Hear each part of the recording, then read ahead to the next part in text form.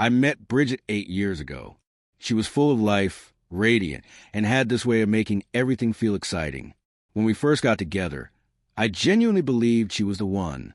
We were married for 5 years, and in the beginning, everything seemed perfect. We laughed, traveled, and made plans for our future. I worked hard, and she enjoyed the comfortable lifestyle I provided. I didn't mind. It made me happy to see her happy. But somewhere along the way, things began to change. I couldn't pinpoint exactly when it started, but I noticed a shift. She started going out all the time, spending money like it was unlimited, and barely spent any time with me. At first, I tried to ignore it. I told myself maybe she just needed space. Maybe she was stressed. Maybe things would get better. But they didn't. They got worse. I'd wake up in the middle of the night and find her side of the bed empty. She'd come home at ridiculous hours, reeking of alcohol and perfume that wasn't hers. Our bank account was draining quickly. Expensive dinners, weekend trips, new clothes. But whenever I asked her about it, she always had an excuse. Oh, it was a girls' night. Just some retail therapy. Stop being so paranoid. I wanted to believe her, but deep down, I knew something wasn't right. Then one night, she came home at nearly 2 a.m, giggling on the phone as she stepped inside. When she saw me sitting on the couch, her expression shifted to one of annoyance. What? She tossed her purse down. I stood up, determined to confront her. Bridget, we need to talk. She rolled her eyes. About what? I took a deep breath. You're never home. You're always out spending money like crazy. And when you are here, you barely talk to me. What's going on? Her face didn't change. If anything, she seemed bored. Nothing's going on. I'm just enjoying my life. Since when is that a crime? I scoffed. Enjoying your life? Are you even aware we're married? Because it sure doesn't feel like it anymore. She laughed, shaking her head. Oh, please, you're so dramatic. This isn't drama, Bridget. This is real. You're acting like you don't even care about this marriage. She exhaled sharply.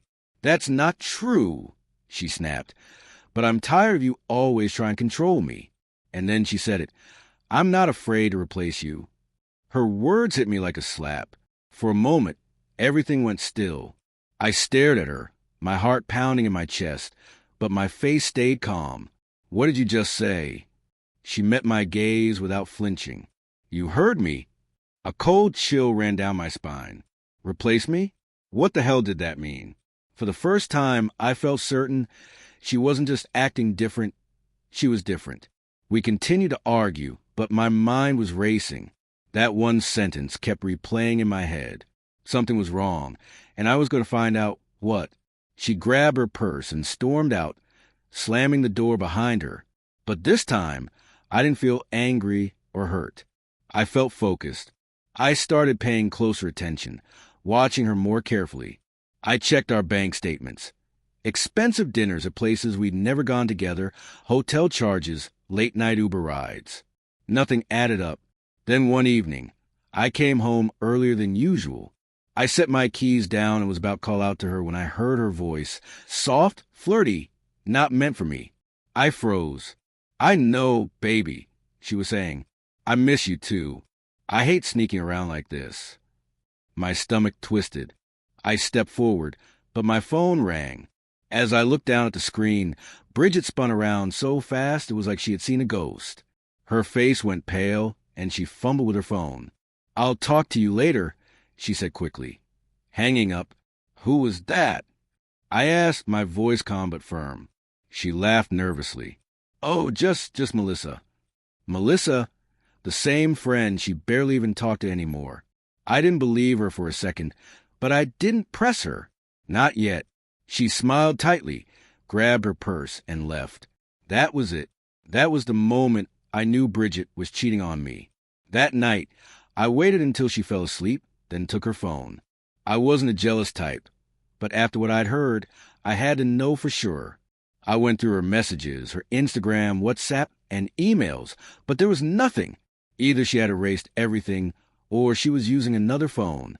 I clenched my jaw. She was being careful, too careful. If she thought she could hide this from me forever, she was wrong. The next morning, I called a private investigator. His name was Daniel, and we met at a quiet cafe across town. He was in his 50s, sharp-eyed, with a no-nonsense attitude. I told him everything. Her late nights, her reckless spending the phone call, and how she had erased all traces of anything suspicious. He nodded and jotted down notes. Sounds like she's definitely up to something. Can you find out for sure? I asked. He smirked. That's what I do. I hired him on the spot. A few days later, Daniel called me. Richard, we need to meet. When I entered his office, I saw them immediately. Photos of Bridget with another man. The man was tall, dark-haired, and wore a smug look on his face. In one photo, he had his arm around her in a dimly lit bar. In another, they were at a restaurant, her hand resting on his. And then the worst one, Bridget standing outside his house, kissing him before they walked inside together. I stood frozen, staring at the photos. For a moment, I felt nothing. And then, like a flood, the emotions hit me all at once. Anger, disgust, humiliation. I had suspected it. Deep down, I had known. But seeing it with my own eyes was something else entirely. Daniel cleared his throat. His name is Mike. I tailed him for 3 days. It's not just a fling. She's practically living a double life. I clenched my fists. I see that. Daniel gave me a look, as if asking what I planned to do next. I grabbed the folder with the photos, took a deep breath, and said, I'm going to handle this the right way. The next morning, I woke up before Bridget. She was still curled up under the covers like nothing had happened, like she hadn't been hiding things from me. I stood there for a moment, disgusted by her, but didn't say a word. I just got dressed and left the house. I headed straight to a lawyer's office. No hesitation, no second guessing. The lawyer was a sharp, professional man who listened intently as I laid everything out, how she'd been distant, how she was draining our bank account, and most importantly, how she'd been seeing another man. He leaned back in his chair and nodded. Do you have proof? He asked. I pulled out the folder with the photos. Perfect, he said. This will make things much easier for you. That was exactly what I needed to hear. I told him I wanted the divorce to be quick. No drama, no drawn-out fights. I wanted her to walk away with nothing. You came to the right guy, he smirked. I signed the paperwork, shook his hand, and walked out feeling a little lighter. That night, I acted like nothing had changed. When Bridget came home, I greeted her with a smile and even asked how her day went. She barely responded, too focused on texting someone. Probably him. Good. Let her think she was getting away with it. Over the next few days, I played the part of the oblivious husband. I made her coffee in the mornings, suggested watching a movie together, and complimented her outfits. She ate it all up, completely unaware that I was preparing to turn her world upside down. 3 days later, the papers were ready. I picked them up from the lawyer's office and sat in my car, staring at the thick stack of documents. This was it, the final step. I called my best friend Joseph and asked him to meet me at a cafe. When he arrived, I didn't waste any time. I told him everything, how Bridget had been acting, how she was spending money recklessly, and how she'd been seeing someone else. Joseph listened quietly, his expression serious, and once I finished, I asked him for a favor. I needed him to serve the divorce papers to Bridget. I wanted it to be a surprise. After a moment of hesitation, he agreed. He understood what I was asking, and despite the weight of it, he was ready to help. It was a quiet afternoon when Bridget and I were sitting in the living room. She was on her phone, probably texting her boyfriend. I was pretending to watch TV when there was a knock at the door. I opened it to find Joseph, standing there holding a folder. Without saying a word, he handed it to Bridget and nodded before walking away. Confused, she opened the folder, her face paling as she read the divorce papers. "What is this?" she asked, looking up at me. "I don't know," I replied flatly. "You tell me." Her voice shook as she asked, "Richard, these are divorce papers." "Why?" I raised an eyebrow. "Really? You don't know?" She swallowed hard. "Come on, you don't mean this." "Oh, I do," I said. "You wanted to replace me, right? Well, now's your chance. Pack your things and get out." She opened her mouth, but no words came out. I shrugged. By the way, I've already transferred all the money from our joint account. Figured I'd keep what's mine. Her eyes widened. You what? You heard me, I said. You can go stay with your new boyfriend now. She flinched. What? Who are you talking about? I smirked. Come on, Bridget. I know everything. I pulled out the photos of her with the other man and placed them on the table. Her eyes scanned the pictures, each one a sharper blow than the last. What is this? She gasped. Where did you get these? I hired a private investigator, I said coldly, letting the silence stretch out. I watched her eyes flicker with panic. Then she exploded. You put someone to follow me? You invaded my privacy? That's disgusting, Richard, she yelled. I laughed, a bitter, cold sound. Oh, I'm disgusting? That's rich. She stood up, tears welling in her eyes. You're really doing this? I am, I said, crossing my arms. Now, are you going to pack your stuff, or do you need help? She stormed off, slamming the bedroom door behind her. I could hear her sobbing as she packed, but I didn't care. She made her choice. The divorce went smoothly. For me, Bridget tried to fight it. She whined. She cried. She begged. Then she got angry, demanding half of everything. But the moment my lawyer presented the proof of her infidelity, her case collapsed. She got nothing, no money, no house, no alimony, nothing. In the courtroom, she screamed at me, You can't do this to me, Richard. I already did, I replied with a smile. Eventually, she moved in with Mike, but I didn't care.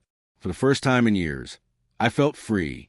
No more arguments, no more watching my wife slip away, no more being made to feel like I wasn't good enough. I focused on myself, hit the gym, went out with friends, took a few trips, even started dating again. Bridget became nothing more than a bad memory. One evening, a few months later, my phone buzzed with a message from her. Hey, can we talk? She wrote. I stared at the screen, my fingers hovering over the device. Then I set it down without responding. An hour later, another message popped up. Please, Richard, just give me 5 minutes. Still, I didn't respond. The next night, I was at home watching TV when a knock at the door interrupted the quiet. I got up and opened it. There she was, Bridget. She looked terrible.